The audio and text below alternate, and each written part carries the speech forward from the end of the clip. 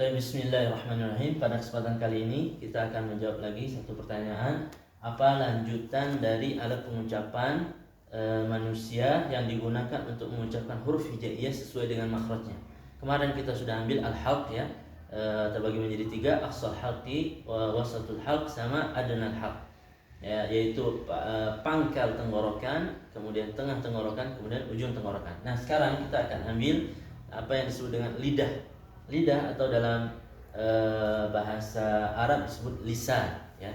Kemudian ada pembagian yang pertama, itu adalah akar lidah ya, sesuai dengan gambar di sini yang saya gambar. Akar lidah, ada juga disebut dengan pangkal lidah, kemudian tengah lidah, kemudian ujung lidah. Pangkal lidah aqsal lisan, kalau akar lidah disebut dengan jadrul lisan, wasatul lisan, tengah lidah, wasatul lisan, kemudian ujung lidah disebut dengan torful lisan. Oke, di ujung lidah ini ada lagi pembagian yang ada pembagian lain, ada yang disebut paling ujung di sini disebut dengan ra'sul lisan, gitu ya. Ra'sul lisan atau kepala lidah, ya, kepala lidah.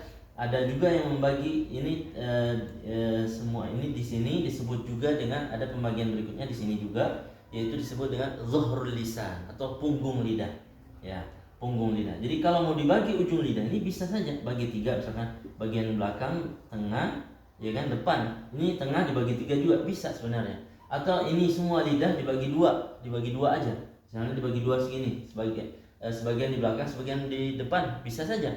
Ya, qabilul litaghyir gitu kan.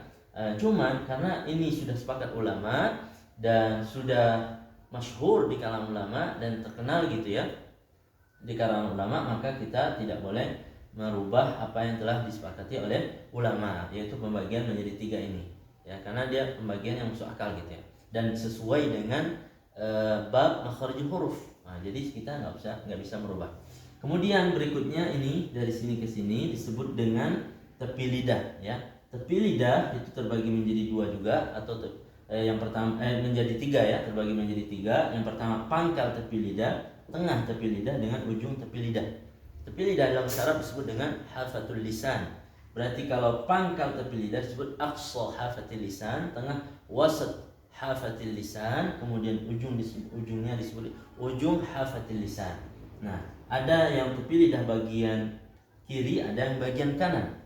Oke? Yang kita pakai di dalam bab makharijul huruf yaitu pangkal lidah, tengah lidah, ujung lidah, termasuk di dalamnya tadi nanti ada namanya kepala lidah, ra'sul lisan, sama zuhrul lisan. Itu kita pakai di bab makharijul huruf dan juga tepi lidah atau hafatul lisan. Sedangkan akar lidah ini kita tidak pakai. Ya, mudah-mudahan bermanfaat. Billahi taufiq wal hidayah. Assalamualaikum warahmatullahi wabarakatuh.